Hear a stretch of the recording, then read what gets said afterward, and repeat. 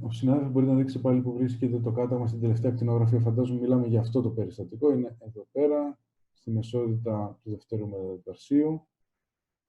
Ρωτάει ένας συνάδελφος, υπάρχει περίπτωση να μας ζητηθεί σε εικόνες να διακρίνουμε κάταγμα από φυσιολογικά οστάρια επιφυσιακές πλάκες. Θεωρώ ότι στις εξετάσεις η παθολογία θα είναι πολύ χαρακτηριστική και θα είναι τρανταχτή. Το θέμα είναι να την περιγράψετε σωστά και από εκεί και πέρα δεν θα έχετε κανένα πρόβλημα. Θα είναι τρανταχτή.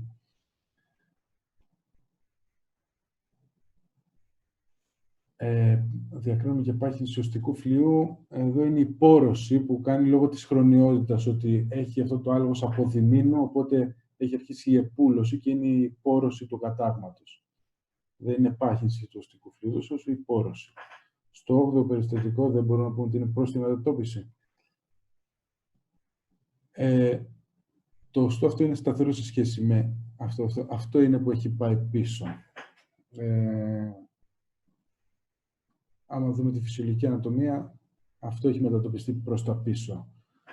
Οπότε είναι οπίστια μετατόπιση του άπρου της κλίνης.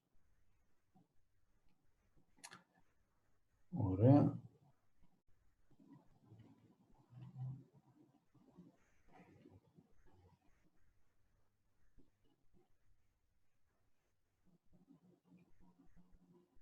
Οπότε συνεχίζουμε.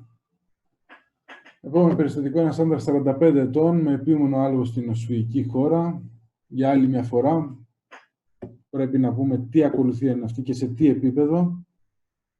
Αν πάλι κοιτάμε το κεφαλονοτίο υγρό, είναι υψηλό το σήμα.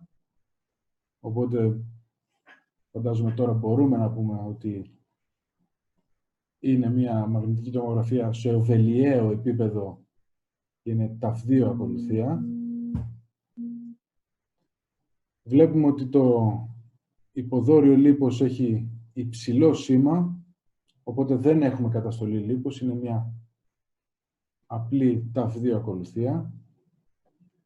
Και όντως βλέπουμε στον νόμο μεταξύ ο5 και Ι1 σπονδύλου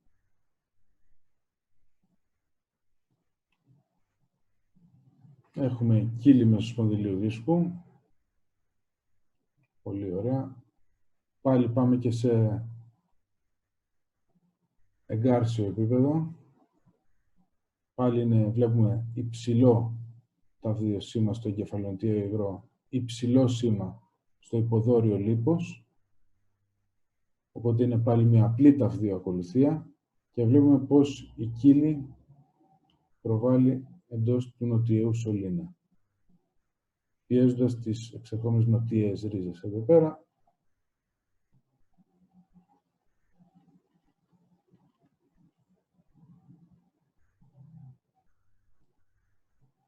Είναι μια κύλη μεσοσπονδυλίου δίσκου με μεγάλο βαθμό στένος του νοτιαίου σωλήνα. Πάμε και κάποιες ερωτησούλες.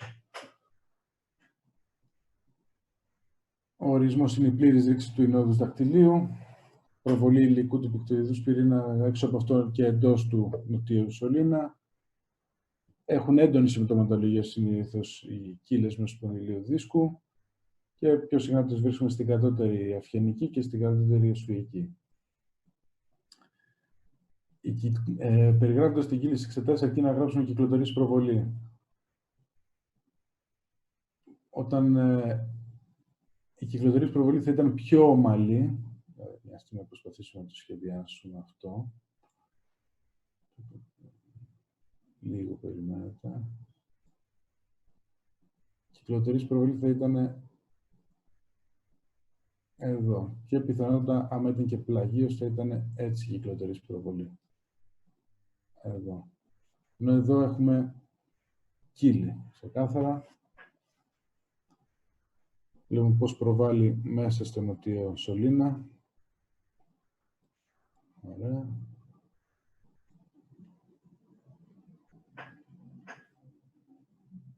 Να δούμε αν έχουμε κάποια άλλη ερωτησούλα.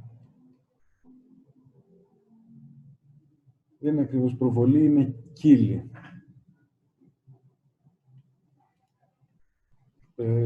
Το σωστό είναι να γράψετε κύλη μέσω σπονδυλίου δίσκου. Επόμενο περιστατικό, μια γυναίκα 60 ετών με πρόσφατη θωρακαλγία. Χαρακτηριστικό παράδειγμα. Εδώ τι εξέταση είναι?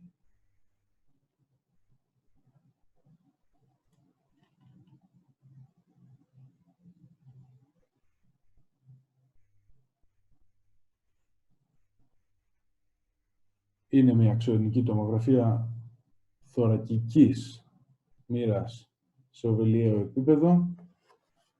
Βλέπουμε ελάττωση του ύψους σε πολλούς θωρακικούς και οσφυϊκούς σπονδύλους, αλλά εδώ πέρα έχουμε κάταγμα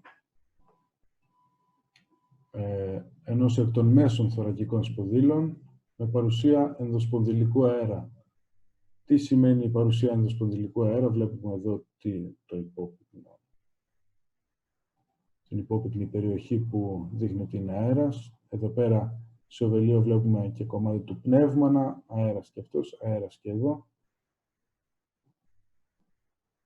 Το ότι έχουμε φαινόμενο κενού, δηλαδή αέρα, αποκλείει την πιθανότητα συμπαγούς όγκου και μας δείχνει ότι είναι ένα οστεοπορωτικό κάταγμα. Ο αέρας αυτός οφείλεται στην οστεονέκρωση λόγω συμπίεσης των οστικών δοκίδων. Οπότε, παρουσία αέρα σε ένα τέτοιο κάταγμα μας δείχνει ότι είναι ένα οστεοπορωτικό κάταγμα. Αυτό είναι το σημαντικό σε αυτήν την εξέταση. Και τελευταίο, εδώ πέρα ίσως να είναι λίγο δύσκολο να πείτε τι εξέταση είναι και σε τι όργανο. Μπορείτε να δοκιμάσετε.